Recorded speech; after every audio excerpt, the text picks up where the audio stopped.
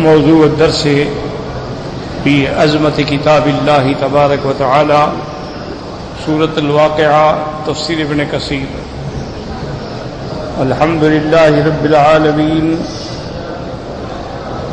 والصلاة والسلام على اشرف الانبیاء وسید المرسلین سیدنا محمد وعلى آلہ واصحابہ اجمعین. اللهم صل على سيدنا محمد وعلى آل سيدنا محمد كما صليت على إبراهيم وعلى آل إبراهيم في العالمين إنك حميد مجيد. قال الله تبارك وتعالى في كلامه المجيد: أعوذ بالله من الشيطان الرجيم. بسم الله الرحمن الرحيم. فلا أقسم بمواقع النجوم وإنه لقسم لو تعلمون عظيم.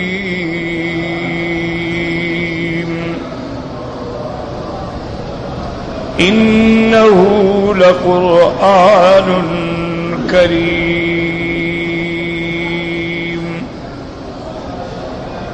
في كتاب مكنون لا يمسه إلا المطهرون. تنزيل من رب العالمين.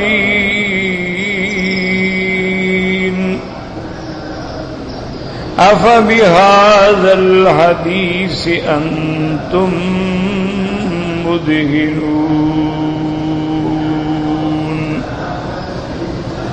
وتجعلون رزقكم أنكم تكذبون.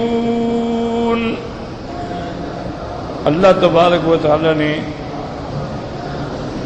کلام مقدس کی ان آیات مبارکہ میں ارشاد فرمایا ہے: فلا اقسم بمواقع النجوم. جیسا میں نے کل کے درس میں بھی عرض کیا تھا کہ یہاں مفسرین کے علماء کے اقوال ہیں. بعض علماء تو یہ فرماتے ہیں کہ یہ لام زائدہ ہے، اصل ہے اقسم بمواقع النجوم، کہ اللہ فرماتے ہیں میں قسم کھاتا ہوں مواقع النجوم کی. اور بعض علماء فرماتے ہیں کہ لام ابتدائیہ تاکید کے لیے ہے، اصل میں ہے لا اقسم بمواقع النجوم. اور بعض علماء یہ فرماتے ہیں کہ لا اپنے مقام پہ ہے، نافیہ ہے. تو معنی یہ ہوتا ہے کہ لا یعنی لیس الامر کما یقولون، یعنی وہ بات نہیں جو تم کہہ رہے ہو. اقسم میں قسم کھاتا ہوں بمواقع النجوم، تو اس میں یہ حرف لا میں یہ 3 اقوال ہیں، لیکن زیادہ اقوال یہی ہیں کہ محاورات عرب میں اس کا کثرت سے استعمال تھا اور یہ لا زائدہ سمجھا جاتا تھا. جیسے ہر بات میں وہ کہتے ہیں لا واللہ بلا واللہ، تو لا زائدہ ہے، اصل یہ ہے کہ اللہ نے قسم کھائی. اب اللہ نے قسم کیوں کھائی؟ اللہ کو تو کوئی ضرورت ہی نہیں ہے کہ ساری دنیا اسلام نہ لے آئے. اللہ کا کیا نقصان ہے؟ اگر ساری دنیا مومن بن جائے اللہ کو کوئی فائدہ نہیں. حضور صلی اللہ علیہ وسلم نے فرمایا لو اجتمع الخلق على اتقى رجل على قلب رجل منكم، کہ اگر ساری دنیا ایک سب سے بڑے متقی کی طرح متقی بن جائے اللہ کو کوئی فائدہ نہیں، کوئی نفع نہیں.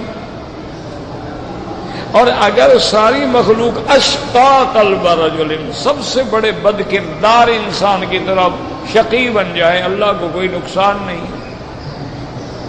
کیوں؟ وہ تو غنی ہے.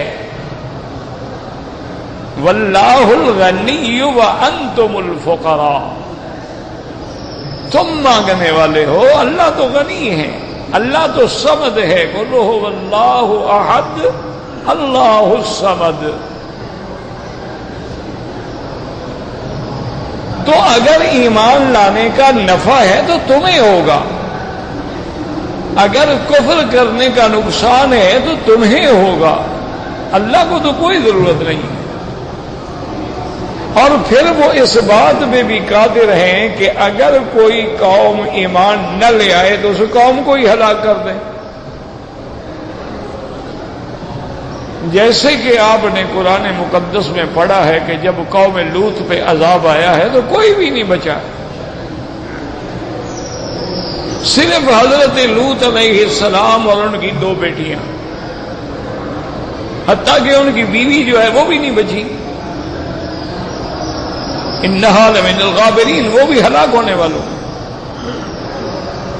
اور پھر عذاب آیا کہ اللہ نے حکم دیا جبریل علیہ السلام کو کہ ان کی بستیوں کو ایسے اٹھا کے اوپر لے آؤ، اوپر لے گئے، حکم دیا الٹا کر کے زمین پہ گرا دو، اس کے بعد حکم دیا اب آسمان سے پتھروں کی بارش کر دو۔ اچھا، کچھ لوگ اتفاق سے جس دن عذاب آیا وہ اس علاقے میں موجود نہیں تھے، باہر گئے ہوئے تھے، 1 دن بعد آئے، 2 دن بعد آئے، کسی نے حادثے کا سنا تو دوڑا ہوا ہے، بس جو ہی وہاں پہنچا اوپر پتھر انتظار کر رہا تھا، آیا اور ختم۔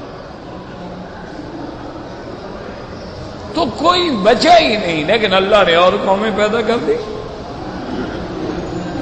قوم عاد پہ عذاب آیا، اللہ نے پوری قوم ختم کر دی۔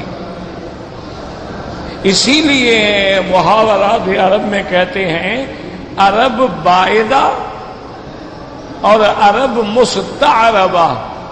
عرب بائدہ کا معنی یعنی وہ قومیں جو ہلاک ہو گئی ہیں، جن کا کچھ بھی نہیں بچا ہے۔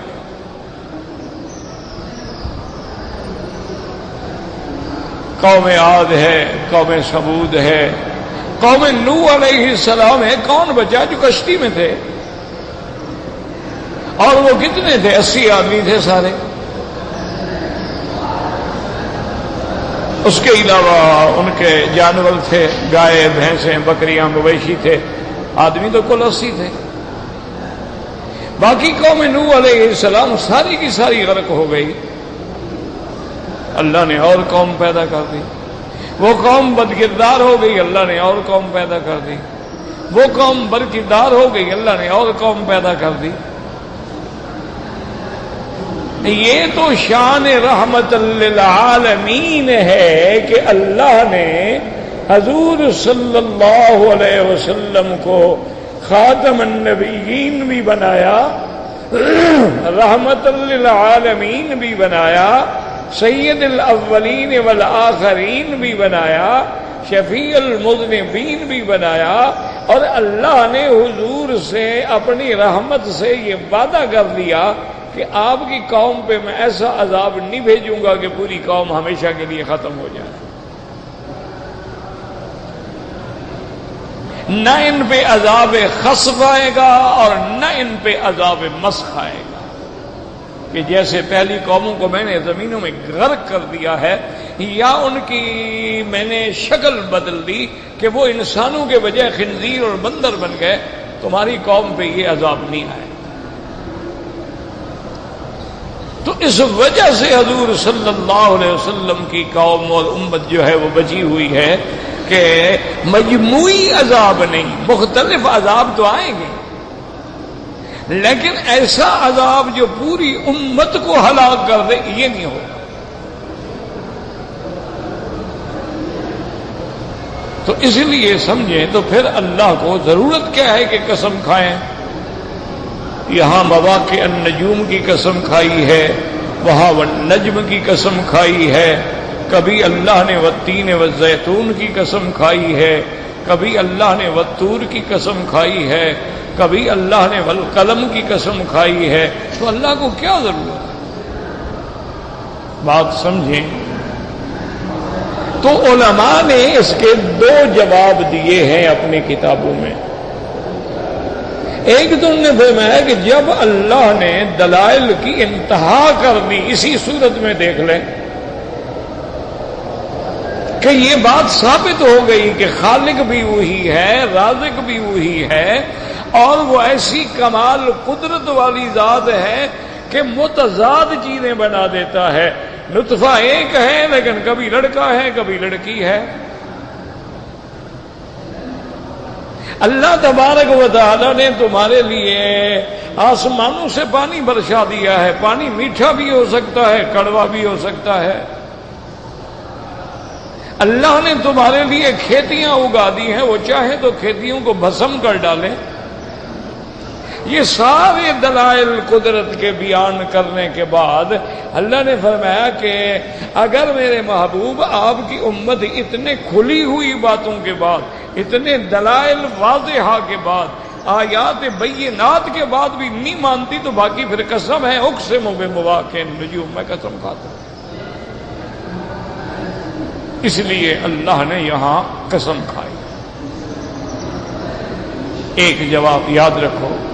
دوسرا جواب مفسرین نے یہ دیا ہے کہ اصل میں ساری نظام عالم جو اللہ نے بنایا ہے اس میں اللہ نے اپنے بندوں کے ساتھ وہ معاملہ کیا ہے جو معاملہ ان کے عقل و فہم کے مطابق ہوتا ہے۔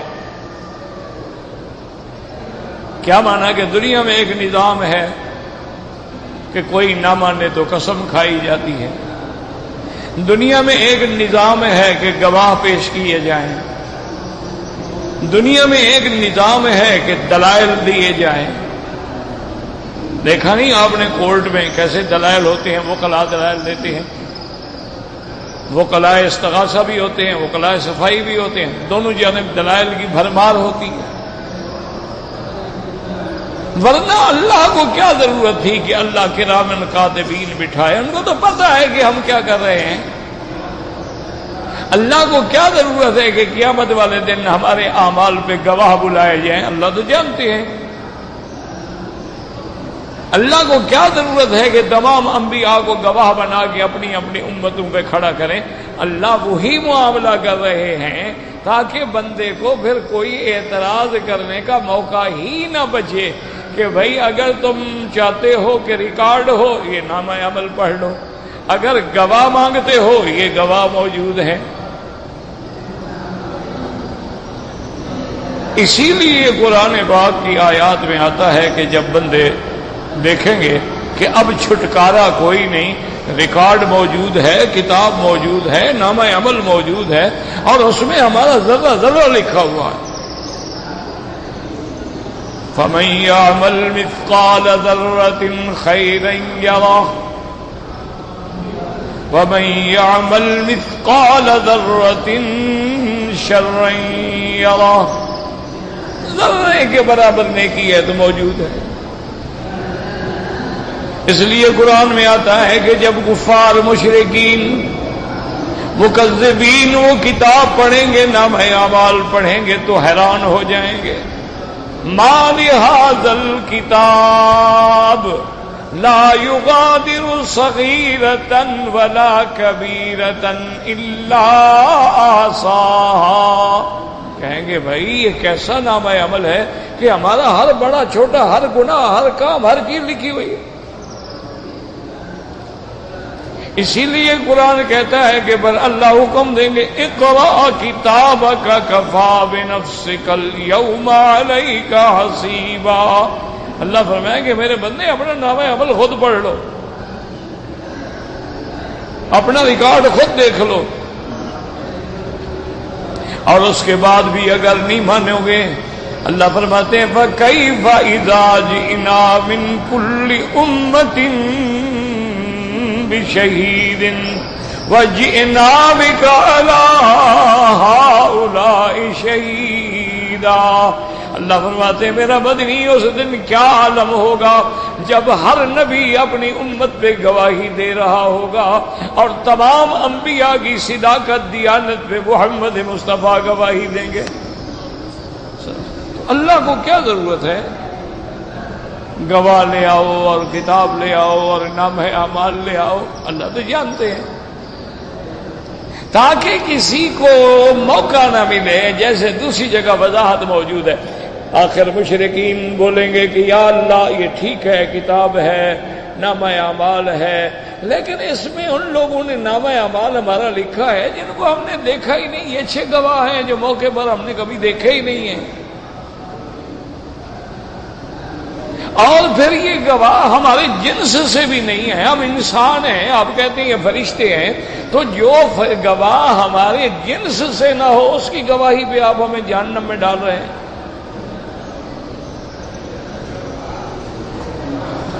اللہ فرمائیں گے ٹھیک ہے، ان کی گواہی نہیں مانتے ہو؟ انہوں نے کہا نہیں اللہ میاں یہ تو پتہ نہیں، ہم تو دیکھے ہی نہیں کبھی کرامن کاتبین کیا ہوتے ہیں،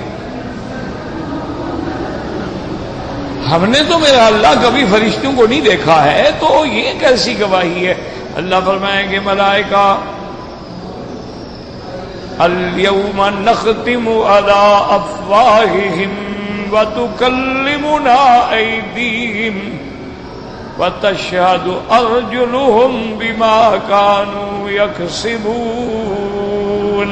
اللہ فرمائیں گے ان کے منہ پہ مہر لگا دو، اللہ حکم دیں گے ہاتھوں کو کہ بولو تم نے کیا کیا گناہ کیا ہے، اللہ حکم دیں گے پاؤں کو، ہر عضو بولے گا کہ میں نے یہ کیا، میں نے یہ کیا، میں نے یہ کیا۔ اب جب اپنے اعضاء گواہی دیں گے اور زبان سے مہر ہٹائی جائے گی تو چیخ پڑیں گے قالوا لجلودہم بما شہدتم علینا، وہ اپنے آپ سے اپنے جلد سے مخاطب ہوں گے کہ تم بھی ہمارے خلاف گواہ بن گئے، کیوں بول رہے ہو؟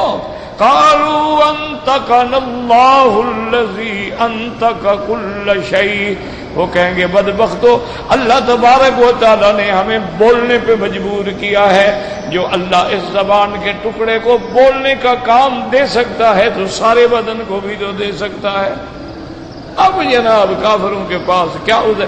اللہ فرمائیں گے ہاں اب بتاؤ، فاعترفوا بذنوبہم، کہیں گے مولا بالکل ٹھیک ہے، آپ کا لکھا بھی ٹھیک ہے، فرشتوں کا لکھا بھی ٹھیک ہے، واقعی یہ ہمارے جرم ہیں، واقعی ہم نے کیا ہے، حکم ہوگا فسحقا لاصحاب السعیر، دفع ہو جاؤ جہنم میں، اب تمہارے اعتراف کرنے کا کیا فائدہ ہے؟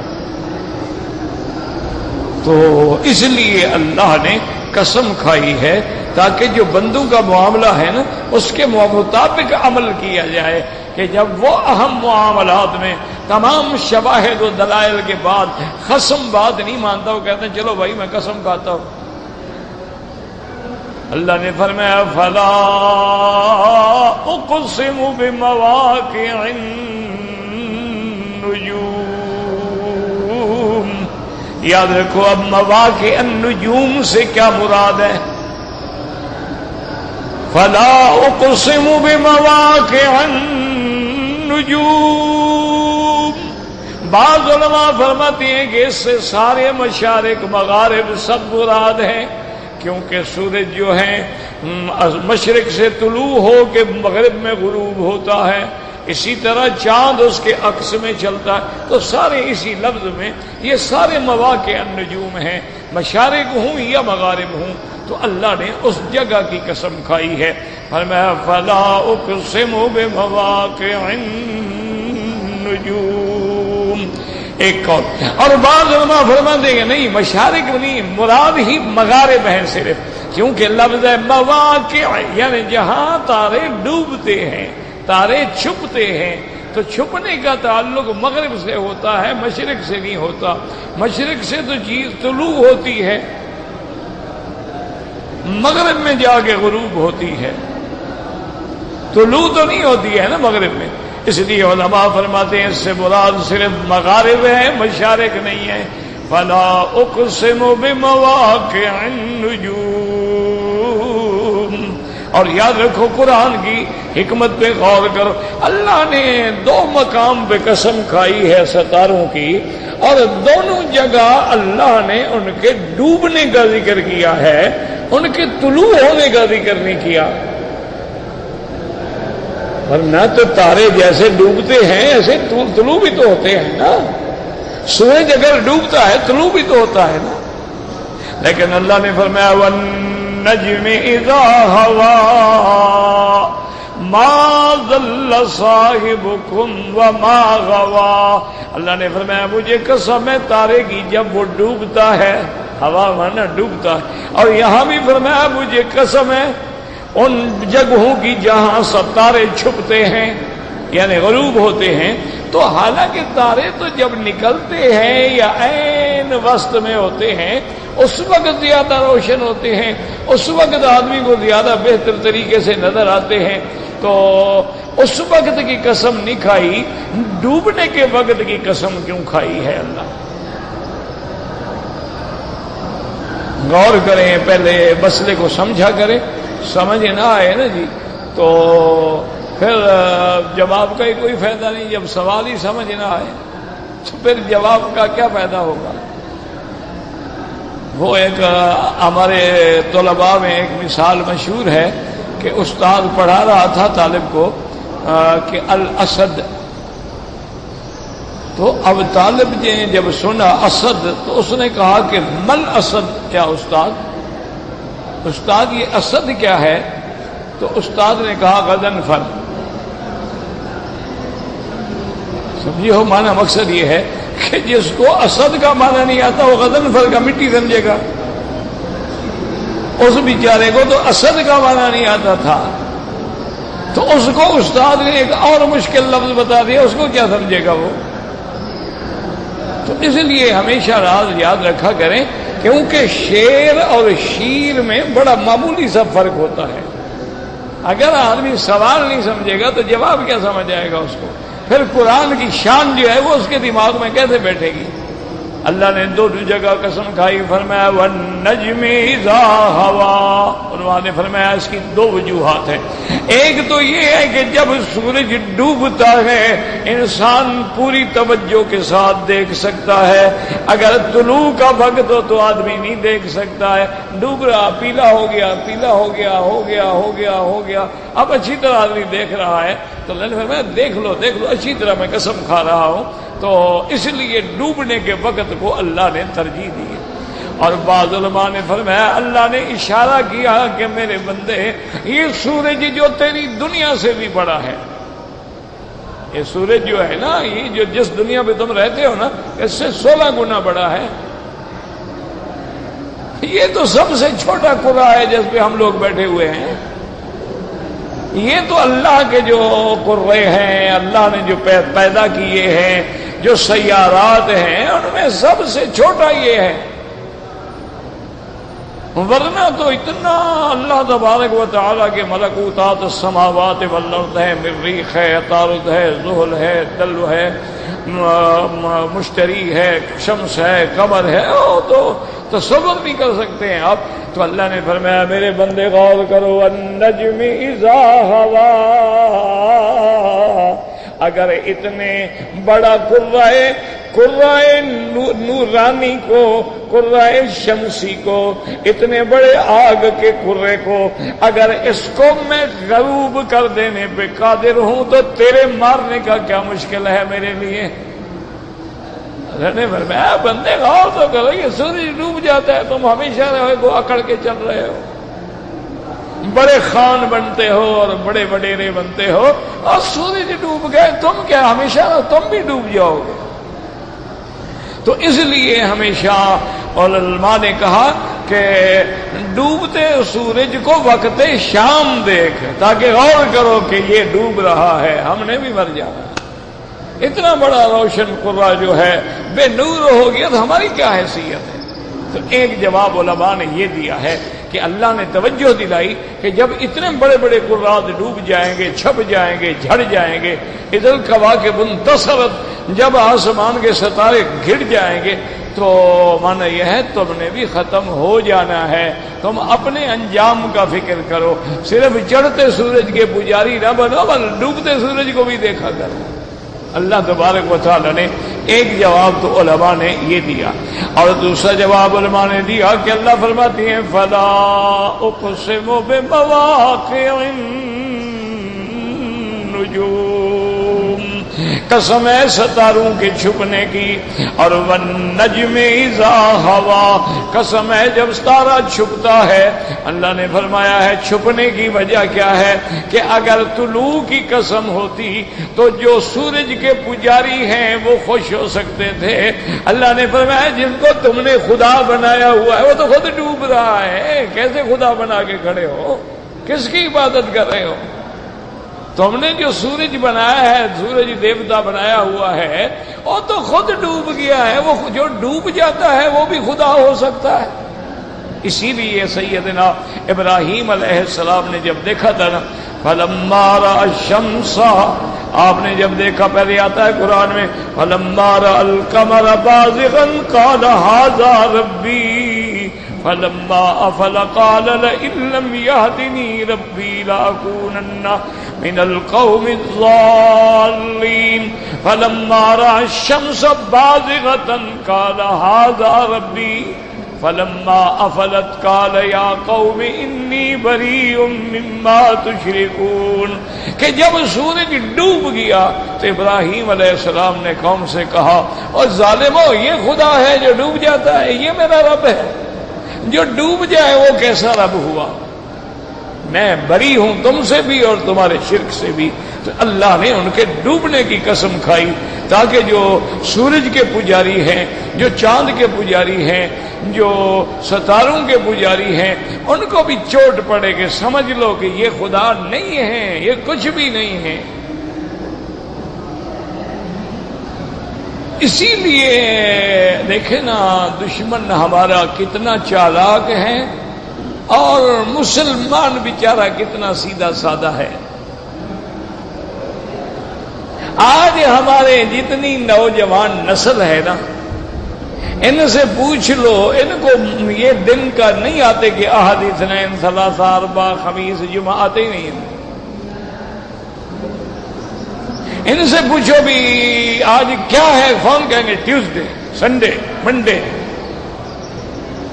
پتہ ہے کبھی غور کیا ہے سنڈے کا کیا معنی ہوتا ہے؟ سورج دیوتا۔ منڈے کا کیا معنی ہوتا ہے؟ چاند دیوتا۔ وہ تو نام کے اندر بھی تم سے شرک کروا رہے ہیں، تمہیں خوف ہی نہیں، پتہ ہی نہیں۔ انہوں نے نام ایسے رکھ دیے ہیں کہ نام میں ان کا عقیدہ نکلے۔ اسی لیے آپ دیکھتے ہیں نا ہمارے یہاں سکولوں میں ہمارے اپنے بچے، ہماری اولادیں اسکاؤٹ بنتے ہیں، اسکاؤٹ کی ٹریننگ لیتے ہیں، تو ہمیشہ آپ نے دیکھا ہوگا وہ 3 انگلیوں سے سلام کرتے ہیں تاکہ ان کا تسلیس کا جو عقیدہ ہے کہ 3 میں خدا چھپا ہوا ہے وہ ثابت ہو، ورنہ 4 انگلیوں سے سلام کیوں نہیں ہو سکتا بھائی؟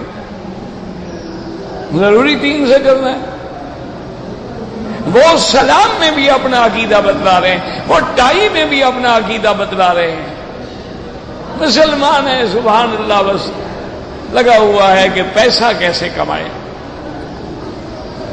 اس کو پیسے ملنے چاہیے، وہ رشوت ہو، وہ سود ہو، بڑی بڑی گاڑیاں ہوں گی، ہر سال حج کریں گے، کاروبار بینک سے، بڑے بڑے ماشاءاللہ ہمارے بڑے بڑے تاجر ہیں، ہر سال 10 15 20 بندوں کو عمرے کرواتے ہیں، حج کراتے ہیں، سارا سال مدینے میں لنگر چلاتے ہیں، کاروبار بینک سے ہے۔ اور یاد رکھو سود کا ادنا گناہ یہ ہے کہ اپنی سگی ماں سے زنا کرے، باقی تمہاری مرضی، یہ ادنا گناہ۔ اور بڑا گناہ کیا ہے کہ اللہ نے فرمایا فَأَذَنُوا بِحَرْبٍ مِّنَ اللَّهِ وَرَسُولِهِ، جو سود کھاتے ہیں وہ اللہ سے جنگ لڑ رہے ہیں۔ اسی لیے آپ دیکھ رہے ہیں کہ ملکوں کے اتنا بلینز ڈالر ہوتے ہیں ڈوب جاتے ہیں، کیا ہے اس میں؟ سود کا چکر ہے۔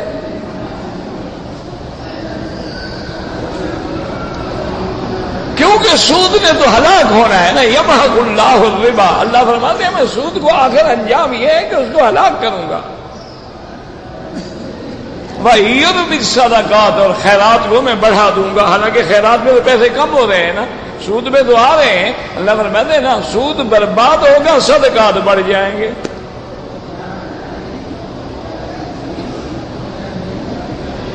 جب یہ عالم ہو میرا بھائی کہ پھر ہماری نمازوں کا اور حج کا اور ان چیزوں کا کیا، یعنی اگر تیرے ہاتھ پہ گندگی لگی ہو، تیرے کپڑوں پہ گندگی لگی ہو تو نماز نہیں ہوتی ہے، تو جب اندر سارا حرام بھرا ہوا ہو۔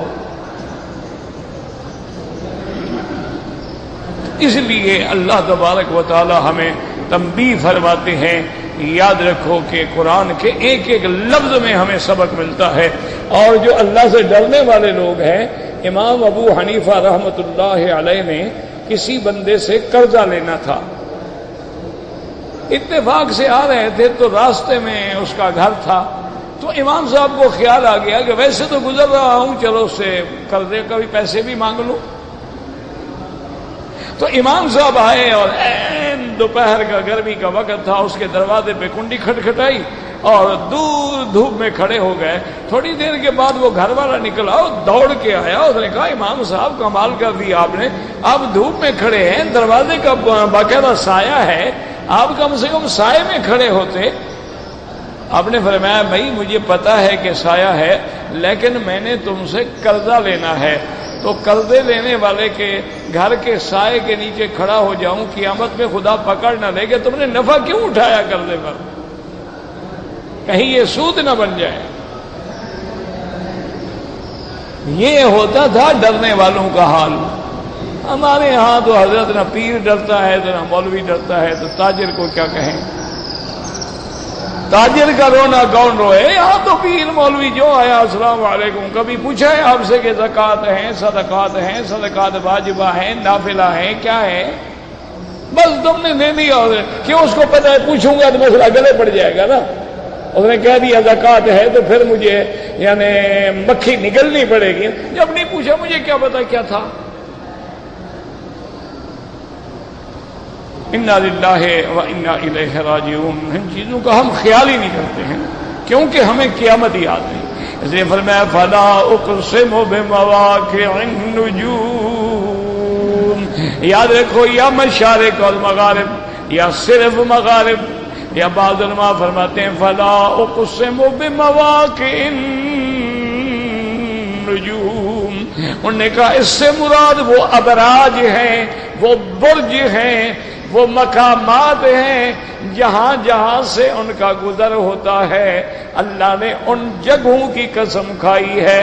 تبارک الذی جعل فی السماء بروجا، آسمان میں ابراج ہیں، اور اس کے بعد جیسے اللہ فرماتے ہیں والقمر قدرناہ منازل، ہم نے منزلیں بڑھا دی ہیں، ایک منزل سے دوسری، پھر تیسری، پھر چوتھی۔ 28 دن میں چاند اپنا دورہ مکمل کر لیتا ہے، پھر ڈوب جاتا ہے، اس کے بعد پھر نیو مون بنتا ہے، اور سورج کا 360 دن میں دورہ جو ہے مکمل ہوتا ہے۔ تو وہ دورے میں جو منازل ہیں، جو مقامات ہیں، تو ان مقامات کی اللہ نے قسم کھائی فلا اقسم بمواقع النجوم۔ ایک قول یہ بھی ہے، اور ایک قول علماء نے فرمایا یہ ہے کہ فلا اقسم بمواقع النجوم، مجھے قسم ہے تاروں کے اس مقام کی جہاں سے شیطانوں کو مارا جاتا ہے۔ شیطان جاتے تھے نا اوپر فرشتوں کی باتیں سننے کے لیے، تو جب میرے آقا کی پیدائش ہو گئی، حضور کو نبوت مل گئی، رحمت دو عالم تشریف لے آئے، خاتم النبیین کا زمانہ شروع ہوا، اب آسمانوں پہ پہرے بٹھا دیے گئے۔ قرآن میں باقاعدہ موجود ہے انا کنا منہا مقاعد للسمع، ہم نے اوپر اپنے خلائی اسٹیشن بنائے ہوئے تھے جہاں سے فرشتوں کی باتیں سنتے تھے، لیکن اب اگر ہم جاتے ہیں تو اب تو ملحت حرسن شدیدن و شہبا وَمَن يَسْتَمِعِ الْآنَ يَجْمُعُ، اور جو اب سنے اللہ پاک کی طرف سے اس کو میزائل شہاب ثاقب مارے جاتے ہیں۔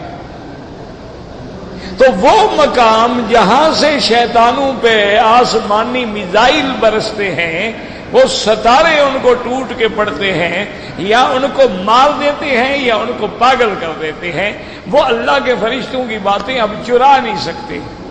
تو اس لیے اللہ نے ان مواقع کی قسم کھائی، فرمایا فلا اقسم بمواقع النجوم،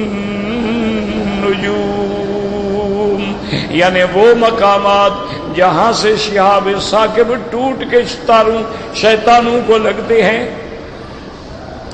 رجوم للشیاطین قرآن میں آیا ہے نا، باقاعدہ ہے۔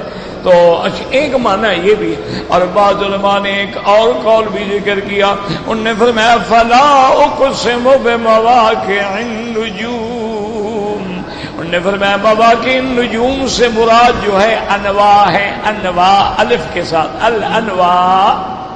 انواع کیا ہوتے ہیں کہ زمانہ جاہلیت میں لوگوں کا یہ عقیدہ تھا کہ بارش آتی تھی نا، وہ کہتے تھے مطرنا بنوع قضا و قضا، یہ بارش اس لیے ہوئی ہے کہ وہ انواع جو ہے نا آج فلاں برج میں آ گیا اس لیے بارش ہو گئی۔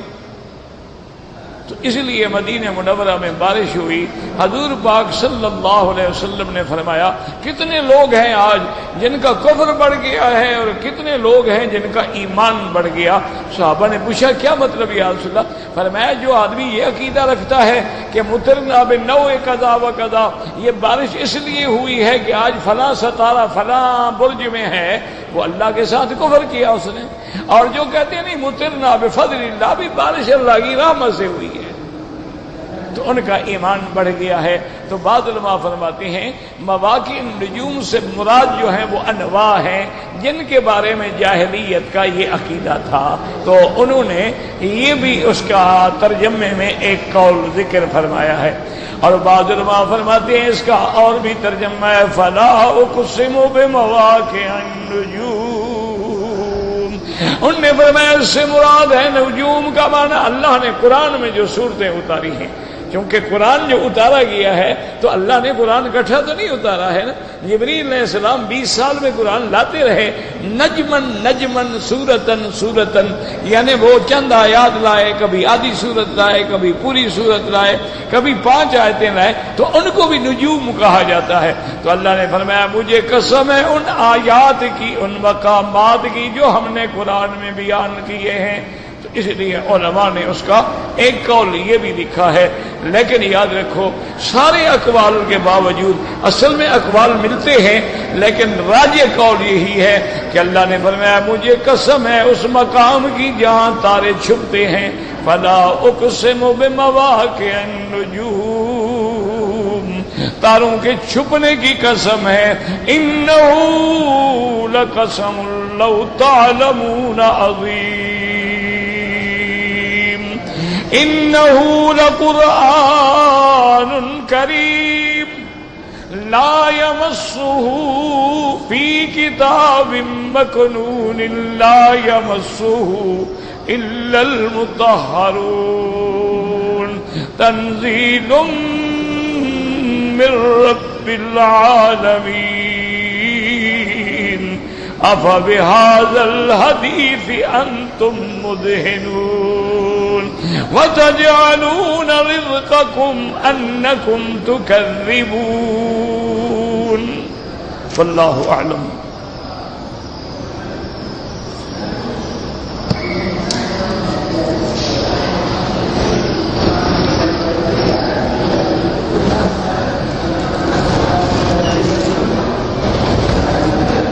کہتے ہیں جی کہ کسی مسلمان لڑکی کے ساتھ کسی کافر نے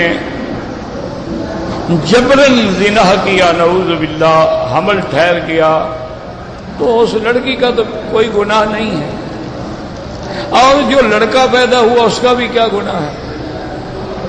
اس لیے اس لڑکے کو رکھے باقاعدہ، اور لڑکی کو اللہ پاک کوئی اور اچھی جگہ سے مسلمان رشتہ نصیب فرما دے جس میں یہ ساری بات واضح کر دو کہ یہ نطفہ فلاں کا ہے، لیکن یہ واقعہ ہوا ہے، یہ نہیں ہے کہ نہ اس لڑکے کو ہم سزا دیں گے نہ لڑکی کو، کیونکہ لڑکی بھی مکرہ ہے، مجبور تھی، اور لڑکا جو پیدا ہوا وہ کسی کے بس میں نہیں، وہ اللہ کے حکم سے، بلکہ کوشش کریں تاکہ وہ مسلمان رہے، لڑکا مسلمان ماحول میں آئے۔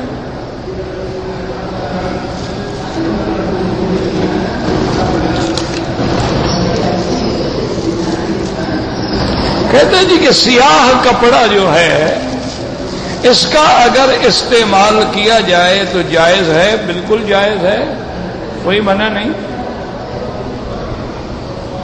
لیکن اس کو کسی غم کے موقع پہ پہنا جائے، مثلا کسی کا باپ فوت ہو گیا یا کسی عورت کا خامد فوت ہو گیا، اب وہ سیاہ کپڑے پہن کے بیٹھی ہے یا نہیں، سوگ کی علامت ہے، یہ نہ جائے۔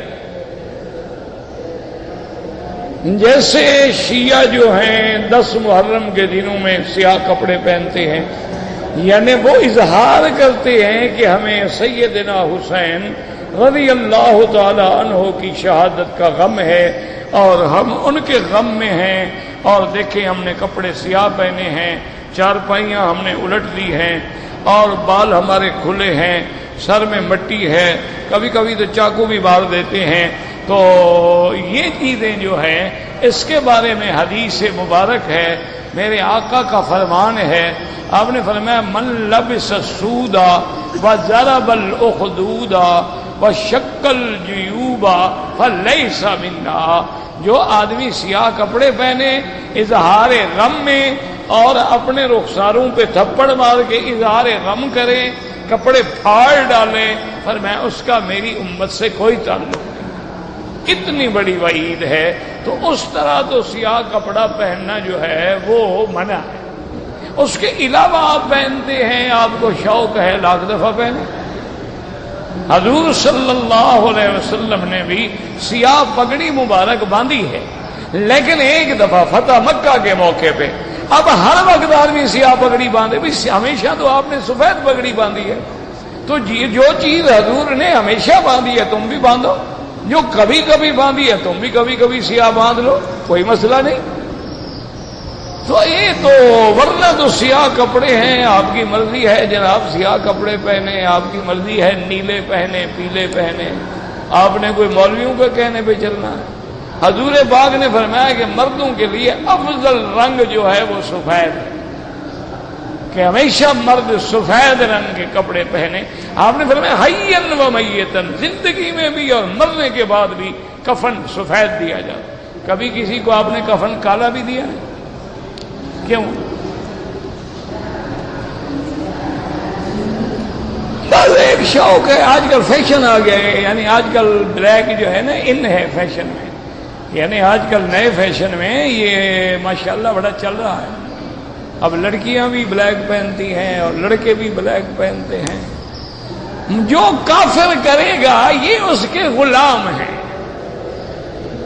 وہ داڑھی منڈائے گا یہ منڈائیں گے، وہ ٹیڈی فیشن کے کپڑے پہنے گا یہ بھی پہنے گا، وہ کھلے پہنے گا ٹراؤزر یہ بھی کھلے پہنے گا، وہ ہاف سلیو پہنے گا یہ بھی ہاف سلیو پہنے گا، وہ صرف بنیان میں پھرے گا اور یہاں تک بغلیں بغلیں سب ظاہر ہوں یہ بھی کریں گے، وہ جناب اب موٹی پنڈلی تک پینٹ پہنیں گے یہ بھی پہنیں گے، وہ جینز پہنیں گے اور جس کی 2000 جیبیں ہوں اور پیچھے سے پھٹی ہوئی ہو، رنگ اڑ گیا ہو، گھس گئی ہو، یہ جدید فیشن کی علامت ہے، اور ویسے بھی بڑی مفید ہے، پیشاب اندر 1-2 مہینے کا جذب کر لیتی ہے۔ ہمارے ہاں یہ گدھا گھوڑے کو استعمال ہوتا تھا یہ کپڑا، جو آج فیشن میں ہے۔ انا للہ و انا الیہ راجعون۔ آپ نے ہر وہ کام کرنا ہے جو انگریز نے کیا ہے، اور ہر وہ کام کرنا ہے جس میں مخالفت ہو محمد مصطفیٰ صلی اللہ علیہ وسلم۔ انا للہ و انا الیہ راجعون۔ اللہ کے آگے رونے کے سوا ہمارے پاس کیا ہے؟ ہم کیا کر سکتے ہیں؟ مولوی کا کام ہوتا ہے، دیکھو نا ہم دین کے چوکیدار ہوتے ہیں، ہمیں تو دین کے نام پہ روٹی ملتی ہے نا، تو چوکیدار کا کام یہ ہوتا ہے وہ ساری رات بیچارہ شور مچاتے رہتے ہیں، چور چور، خبردار خبردار، آپ یہ خبردار کرتے رہے، باقی تمہاری مرضی ہے کہ خبردار ہونے کے بعد بھی سوتے رہو اور لٹ جاؤ، ہمارا کیا قصور ہے؟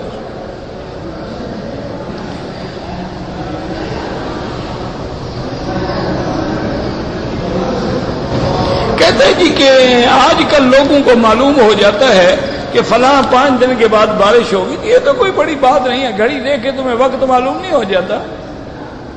یہ تو کوئی علم غیب نہیں ہے نا، یہ تو ما تحت الاسباب ہے نا، کہ ان کے پاس جہاز ہیں، ان کے پاس ہواؤں کی رفتار کے اندازے ہیں، سمت کے اندازے ہیں، مونسون ہواؤں کا ان کو پتہ ہے، ان کو بادلوں کے رخ کا اندازہ ہے، اس کو دیکھ کے بتاتے ہیں کبھی سچ ہو گیا کبھی جھوٹ ہو گیا۔ علم تو وہ ہوتا ہے کہ یہ ساری چیزیں نہ ہوں اور وہ جانتا ہو کہ پوری کائنات میں کہاں بارش ہوگی اور کتنے قطرے گریں گے، وہ علم ہے۔ یہ کیا علم ہے؟ یہ تو ایسے ہے تھرمامیٹر لگا کے بخار دیکھ لیا، اب یہ کوئی علم غیب تھوڑا ہے۔ الٹرا ساؤنڈ کر کے ہم نے بتا دیا کہ جی اس کو بچہ ہے یا نہیں، یہ کون سے علم؟ یہ تو ما تحت الاسباب ہے۔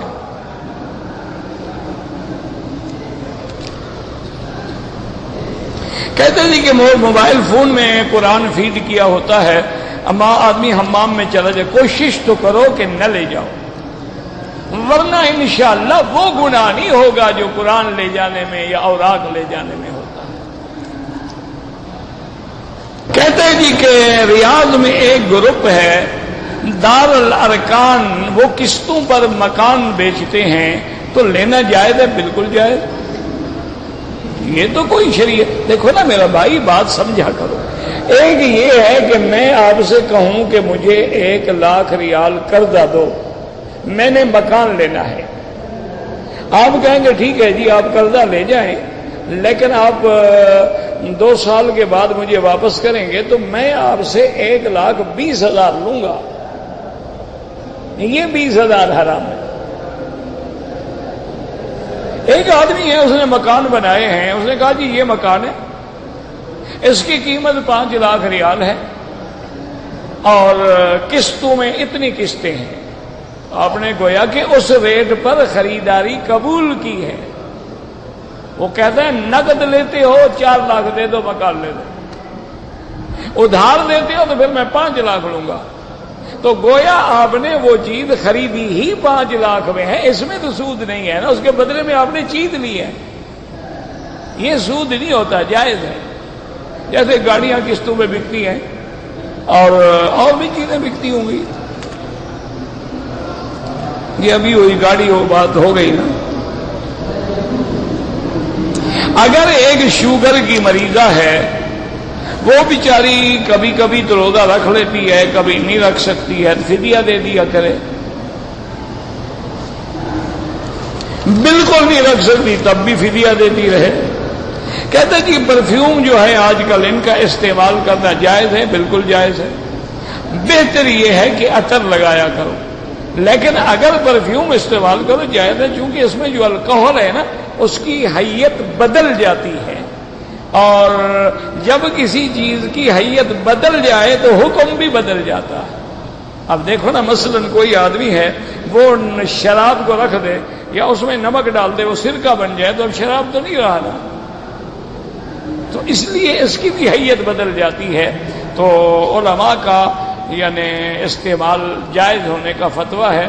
میں تو طالب العلم ہوں، رب مانا جو ہے رب ربوبیت سے ہے، اللہ اس میں جلالہ ہے، بہت بڑا فرق ہے۔ رب صفت ہے، اللہ اس کا ذاتی نام ہے۔ حسین منی انا من الحسین، پہلے تو یہ حدیث ہی نہیں ہے، تو دوسرا معنی یہ ہوتا ہے یعنی ہم رشتہ دار ہیں، ہم ایک دوسرے کا خون ہے، حضور کی بیٹی کا بیٹا ہے، آدمی نہیں کہتے یار یہ تو میرے جگر کا ٹکڑا ہے، تو ٹھیک ہے، اس میں کیا ہے؟ حضرت حسین نواسہ ہیں اور فاطمہ زہرا کی اولاد ہیں، فاطمہ حضور کی بیٹی ہیں، تو اس میں کیا ہے؟ یہ تو باقاعدہ ایک بی بی نے خواب دیکھا، تو حضور جب تشریف لے گئے تو وہ رونے لگ گئی۔ حضور نے فرمایا بی بی کیا بات ہے، کیوں رو رہی ہے؟ اس نے میں نے بڑا خطرناک خواب دیکھا۔ حضور نے فرمایا بتاؤ تو صحیح نا کیا خطر؟ اس نے کہا یا رسول اللہ میں نے خطرناک خواب دیکھا ہے کہ بی بی فاطمہ الزہرا کے بدن کا ایک گوشت کا ٹکڑا کاٹا گیا اور پھر میری گود میں ڈال دیا گیا۔ تو حضور ہنس پڑے، فرمایا بی بی یہ تو بڑا مبارک خواب ہے، اللہ بی بی فاطمہ کو بچہ دے گا اور تو پالے گی اپنی گود میں، تو بچہ بھی تو ٹکڑا ہوتا ہے نا اس کا، تو یہ کہنا کو منع نہیں ہے۔ کون سا لباس جو ہے سنت کے زیادہ قریب ہے؟ میں نے جہاں تک دیکھا ہے میرا بھائی، باقی صحیح علم تو اللہ کو ہے۔ یہ جو لوگ ہیں نا دعوت والے تبلیغ والے جو پہنتے ہیں نا، یہ زیادہ قریب ہے، یعنی پورا مکمل تو نہیں ہے لیکن قریب ہے۔